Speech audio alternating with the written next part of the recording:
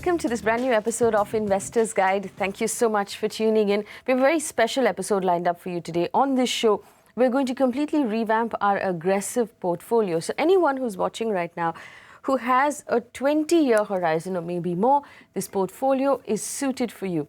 And if you're watching and you have a young person at home and you'd like that person to start investing their money, well, this portfolio is suited to them as well. So I'm going to give you a moment there to pick up your pen and paper and get ready to take down all of the advice. So first, we'll take a look at our aggressive portfolio. In our product review, we look at the Tata Balanced Fund, and we'll help a young investor save enough money to buy a home in 3 to 5 years. Again, Dhirendra Kumar, the CEO of Value Research. Dhirendra, thank you so much for joining us on the show. It's a pleasure, as always, to have you in the studio. It's time to look at our aggressive portfolio, and this portfolio, this is how it stands today. We've been running for the last 7 years since we launched this show. And the beauty of it is to illustrate the fact that if you pick good funds and you don't make too many changes and you run a simple SIP, you can actually make money over the long term.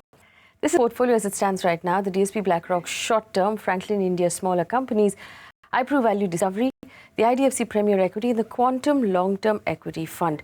Dhirendra, this portfolio has done remarkably well. It's illustrated, and the results are on our screen. It's illustrated what happens if you only have 10,000 rupees a month. That doesn't mean that you can't have big plans for your money, and that doesn't mean that you can't start investing. Tell us right now why you want to relook at this portfolio and what kind of changes you want to make. 7 years ago, we were getting started, and we were very conservative in our approach. So our most aggressive portfolio was little less aggressive. I think despite that, it has done very well. I think it's a reward of disciplined investment in this portfolio over this period. It largely worked, but it could have done better. It could have done better by being more aggressive. And today, we are just realigning things. Of course, the basic principle still remains that we will still approach aggressive, we'll still build an aggressive portfolio with a diversified set of funds. Also, 7 years ago, we did not have this option of, well-articulated funds which were small caps, well-articulated funds which were mid-caps or multi-caps. We had all funds which used to go all over, and sometimes, we used to figure it out ourselves that where this fund has dominantly been. In that sense, now we have a very precise, a very narrower set which we know what exactly this fund will do. For example, DSP BlackRock Microcap did not exist then. So today we can actually build aggression in a fairly, we can structure it and we can do it deliberately. Earlier we were guessing it. That part, our aggressive portfolio turned out to be very conservative, simply because I have always been a believer that don't make changes in a portfolio unless there is a very significant, the portfolio is getting off track from its objective in a very significant way. So in that sense, two of our, multi-cap funds turned out to be very conservative, and that itself has in a manner dragged our performance. This could have been substantially better. So all those changes, all the things that I've been thinking over these last 3-4 years in the how this portfolio has been performing, I have brought about those changes. This portfolio is now aggressive. This has 60% allocation to mid and small caps, 10% into a dynamic bond fund that is primarily to provide you stability, but also to provide you sometimes a reasonable return, sometimes a better return. Earlier, our approach with fixed income was that just have a passive fixed income allocation, don't bother about the returns. And that's still largely the case, but here the selection of the fund is that investor is unlikely to be disappointed if a fixed income allocation of 10% is not yielding 8%, but can potentially deliver 12% on occasion. So these all this thinking is now reflected in the construct of this portfolio. So I'm going to go for the new funds in this portfolio. There's the Birla Sun Life Dynamic Bond. That's the 10% bond fund that Dhirendra was talking about. DSP BlackRock Microcap, Franklin India Smaller Companies, iProve Value Discovery, Mirae Asset Emerging Blue Chip, and Franklin India High Growth Companies. Dhirendra, I want to, of course, make this very clear to our audience. For those people who have any of the previous funds in their portfolios, this is not an indication that those are bad performers, are they? Because people should not panic and say, okay, if Dhirendra has changed his funds out of the portfolio, then we should exit them as well. No, some of the funds that we have dropped are good funds, but they were definitely not a desirable thing. From a point of, if we are building an aggressive portfolio, they were not reflective of the aspirations or, my own expectation from an aggressive portfolio. This portfolio is meant for a person who is willing to assume risk. One should be prepared for a big decline in value if the market turns around. Be ready for that. I think, what I was telling earlier, that our aggressive portfolio, by virtue of our selection in a very conservative way, turned out to be less aggressive. So those funds are good. They were just not suited for an aggressive portfolio. That is why they have been dropped. Direndra, also I wanted to ask you about an international fund exposure. We have a lot of people who write to us saying that if we're looking to invest for the next 25, 30 years, and we actually want, to be completely diversified geographically outside of this country as well, does it make sense, like you've said in the past, to have an international fund in our portfolio, but you haven't added one in this portfolio? Why is that? My expectation from an aggressive portfolio is something where I don't see an international fund fitting in. Also, our choice of international fund right now is very limited. The only, 2-3 funds which can add to diversification. So we will have that, we will have that component in our growth portfolio, but not in the aggressive growth portfolio, because the whole world is looking up to India. We have the growth rate, we have the opportunity here. That is meant to, international exposure will definitely add to your diversification. There might be an opportunity, but we don't have the focused vehicle. If at all we have some, they turn out to be, they're unlikely to boost your return substantially. And the other diversified fund, which has who normally carry a diversified, an international allocation, they may not be suited here in an aggressive portfolio. That is why we don't have one. There's no international fund in this portfolio. Direndra, I just want to go over some of the choices here that you have picked. Franklin India smaller companies and Franklin India high growth companies. It's very rare, I've noticed, for you to put 2 funds from the same fund house in a portfolio. Tell us why both of these funds make your list. I went about filling a particular component in the portfolio, and these were the compelling choice. When it comes to a small cap fund and micro cap fund, I would not strictly call it a small cap fund. It is there for a reason. So it becomes very difficult to drop this fund. If I have to choose one, it has to be this. So that's why we find it here. Likewise, Franklin High Growth Companies Fund, I wanted to fill the multi-cap portfolio from 3 funds. So we have the other 2, and this turned out to be the best. In fact, this was a top choice among the multi-cap if I have to look at, a component for the aggressive portfolio. Mind you, if I have to choose a multi-cap fund for a growth portfolio, I still might go for a Prima Plus or a Birla Sun Life Frontline Equity. But this is primarily with one thing in mind, that this is the aggressive portfolio. So now this portfolio has become more true to its label with its selection of funds. Direndra, I say Prudential Value Discovery and Mirae Asset Emerging Blue Chip. I know with Value Discovery, you believe that it will give us a diversified outlook on the entire market. Why does the Emerging Blue Chip fund make the list? It's the best mid-cap fund. And I wanted to, I was basically targeting a 60% allocation to small and mid-caps for the aggressive portfolio. And a significant component, 20% of that, has to be placed in a mid-cap fund, which will remain a mid-cap by design. And this turns out to be the best choice based on its performance over the last 5-6 years. Also, I find that this fund turned out to be most resilient even in the bad times. So this is the aggressive portfolio as it stands today. If you have any questions about it, feel free to get in touch with us. So what we're doing effectively is realizing all of our money, both profit and principal invested from the previous portfolio, reinvesting it into this portfolio in the same SIP of 10,000 rupees a month. Get in touch with us if you have any questions. These are the funds on your screen right now. The Birla Sun Life Dynamic Bond, the DSP BlackRock Micro Cap, Franklin India Smaller Companies, iPro Value Discovery, Mirae Asset Emerging Blue Chip, and Franklin India High Growth Companies. So our portfolio continues, and any sort of advice you need, you'll find on the show about that portfolio, best suited for someone with a very long-term horizon, ideally someone in their early 20s who's looking to invest through their working life until retirement. It's time to take a look at our financial plan. We have a young investor who's written in, Direndra. An idea is to focus on young, aggressive investors this week. This person has a short-term goal to buy a car and to renovate his home, and his long-term goals are to save for his children's educations. Shashank Singhal has written in. Now, he's listed several goals and he wants us to help him understand whether or not he's approaching his goals in the right manner. He'd like to buy his wife some jewelry in the next 2 years, and he's trying to find a good fund to be able to put money for that. He wants to buy a car in 3 years' time. He wants to redecorate his home in 3 years. And he's planning on having a second baby in the next 5 years. So he seems to have very clear goals on what he wants to do. So his long-term goals, which is what we want to focus on, are for his child's education, so both of his children, and the wedding of his first child, which he expects will happen in the next 20 to 25 years. And he wants to set aside some emergency savings as well. So if you look at his entire portfolio, I want to admire the fact that he's put in these landmarks through his financial life. So he knows short-term, long-term, what is going to need money over the next 20, 25 years.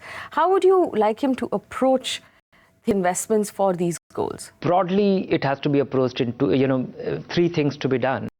After I've done this basic exercise, the money which you need in next 5 years, and you have 2-3 goals. One is you must have the emergency fund with a young child, and that too of a reasonable kind, staggered in 2-3 forms. The money which should be in your locker, the money which should be in your savings bank account, accessible through an ATM, and the money to be in the deposit, which can be accessed at a short notice, or in a bond fund. And you decide how much you need, depending on the likelihood. Of course, you can't really visualize all emergencies. At apart, buying the car and your home renovation. These are other 2 goals. Make a more realistic assessment of how much budget for it, and approach it in a more conservative way. And both these goals are, if they are negotiable, if your home renovation is negotiable, 2 to 4 years, then you just, what you are doing might be fine. DSP BlackRock micro cap, you need 2 lakh, and you will be putting in about 75,000 rupees over the 3 years. So that may not be enough, or that will be expecting, but you just might get lucky in between. So for such negotiable goals, if you are approaching it with equity, it might turn out to be, you might get lucky, or it might linger for a while. So you have to be sure that your 3 years time frame for buying the cars with 2,000 rupee contribution in SIP may not be enough, and it should be in the back of your mind. Therefore, I think if it would have been a non-negotiable goal, then you should definitely not have equity. In 3 years time frame, something which the money which you definitely need should be in a fixed income fund or should be in a recurring deposit. Long-term goals,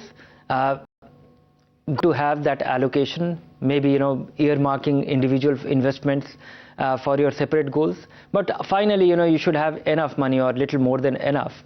And for that, you really can't plan too much over the next 20 years, because there's just too many moving variables. What the inflation will be, dependent on that will be what the investment returns will be, what your earning, how your earnings shape up, how your earnings grow. These are going to be very crucial elements which will have a big impact on your investment accumulation over such a long period of time. So keep it simple. Money which you don't need, which you are likely to need for after 5 years and more, invest as much as you can. Make sure you are increasing your investment with every rise in earning. And if, the way you have approached it, if you are at it over the next 15 to 20 years, most of your goals based on what you have earmarked will be achieved. All right, so I'm going to go over this piece by piece. Of course, if Dhirendra is saying that the short-term goals that you have, which is buying your car, redoing your home interiors, now for the car down payment, you're not putting aside enough in order to make that goal, because your expectations from that investment are very, very high. So you're going to have to either rationalize your expectation or increase the contribution that you're making right now. The DSP BlackRock microcap that you've chosen is a very aggressive fund, but you can only expect that much from it. Your home interiors, the fund that you've picked is fine, but you might need to give it more time. It won't exactly, give you exactly that target in the time that you're giving it. So keep that target of redoing your home slightly liquid. Dhirendra, if we take a look at his long-term goals, which is the education for his children, the weddings that he wants to plan for his children, and possibly his own retirement, he has not mentioned, that should cause us some concern. We want you to think about your own retirement as well. Can he use our new aggressive portfolio for these goals? Definitely. for his first and second child, which second child is expecting 5 years from now. So for the 20-year, 25-year time frame, he should definitely consider our aggressive portfolio, maybe without the fixed income allocation if he's going to be a passive investor. And or if he has his provident fund contribution, because that is going to be a portfolio for one of the goals. And do a review every 2-3 years. So what we've learned effectively in this segment is that while you're investing for the long term, it does make sense, of course, to keep an emergency fund aside, to keep all of your short-term goals in sight as well.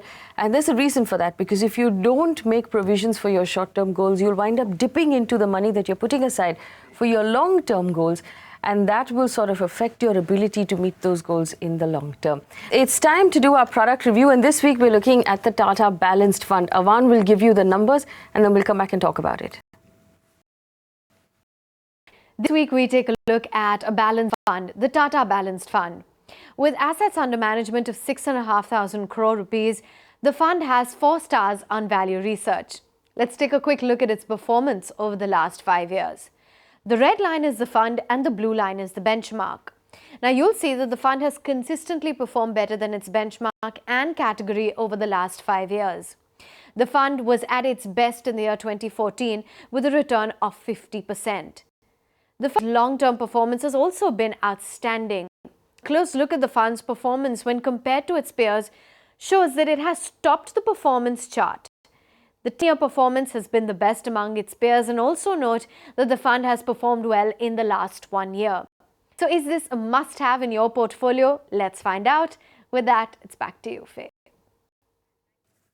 Thank you for those numbers. Dhirendra, Tata Balanced at 6,500 crore rupees. It's quite a large balanced fund right now. But are you still impressed with it? Because it's been steady, stable, and it hasn't thrown up too many surprises. Yeah, I'm more than happy with this fund, and in fact, I feel very pleased with us recommending. In fact, in show with our stable growth portfolio made up with 4 balanced fund, the case built around balanced fund for everybody getting started. This balanced fund started getting respect. They have turned big, and turning big is not will not hurt investors, because some of the well-respected the better balanced fund with large cap orientation, disciplined rebalancing, and which translates into fairly consistent return without the big upheavals with the market. And this fund actually comes on top. It has been fairly conservative, very consistent with its large cap allocation. Very consistent with its asset allocation to fixed income and equity, and that has translated into very high, very good returns.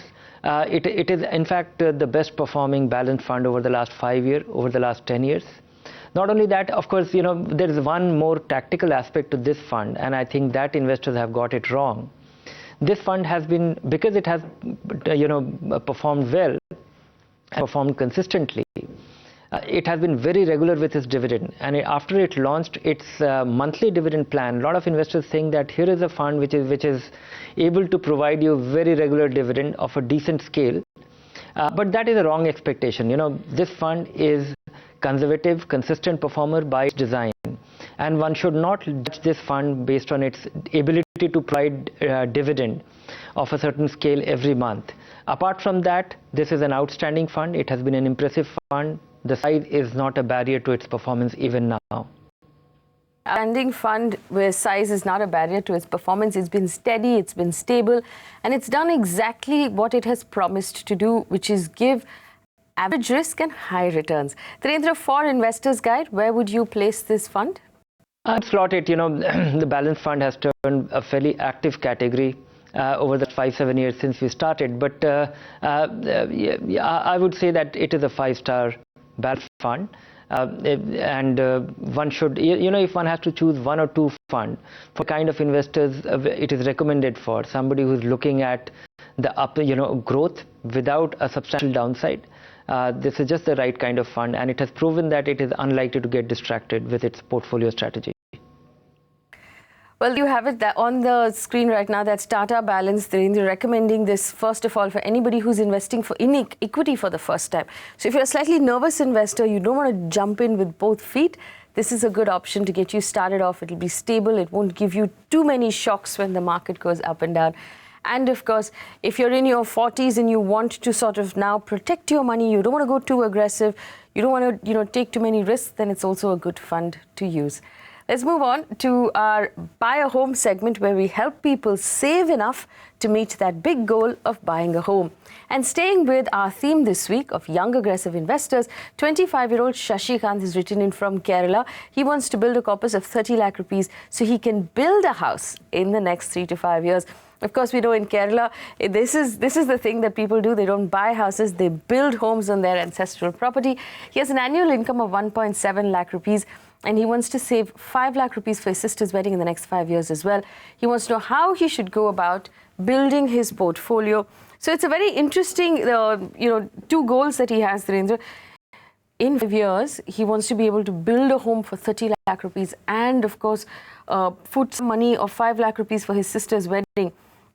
30 lakh rupees altogether coming out of his savings seems unlikely. He might have to take a loan. How would you recommend he goes about investing towards these goals? I would like him to, understand the economics of it. Of course, the sister's wedding is not negotiable on the time scale. Might be a little bit, but not beyond a point. So in that sense, he should work hard towards that goal. It's important to actually, split when you have to construct your house. You have to think in 2 parts. One is that if you have the land, then the land appreciates and the house which you build depreciates over time. And so in that sense, if you have the land, you have actually protected yourself from the inflation from variety of reasons. So you should not hurry. Then comes, how much to borrow to build your house. I would say that if you have the land in place or your ancestral property on which you want to construct the house, then you should not rush it, because it depends. If you are incurring substantial cost on your rental, then there might be a case to rush it up or speed up the whole process and borrow money, not otherwise. So I would say take it easy, accumulate your savings, and if you have the land, you don't need to rush. Here's an example of a 25-year-old Dhirendra who has a 5-year horizon. So it's not our aggressive portfolio he should be using. Let's assume that the sister's wedding and the home needs to be ballpark in the next, say, 5 to 7 years. Ideally, which of our portfolios should he be using? Priority, accumulating his investment for his sister's wedding should come first. And with that goal in mind, I would say you should start with a stable growth portfolio, and whatever money is left, after the wedding, that he should think of it as a startup capital for constructing his house. That's the advice you're getting right now. The key takeaways we've learned before we wrap up the show is to use balanced funds if you're a first-time equity investor, and of course, keep your investment simple. If you have any sort of doubt at all, get in touch with us. Dhirendra, thank you so much for answering our questions on Investor's Guide this week. Remember, our aggressive portfolio, I'm going to pop it up on your screen right now after the changes that have been made. This is for someone who's young and raring to go. If you have questions, you can get in touch. My personal Twitter handle is on your screen as well. Thank you for watching.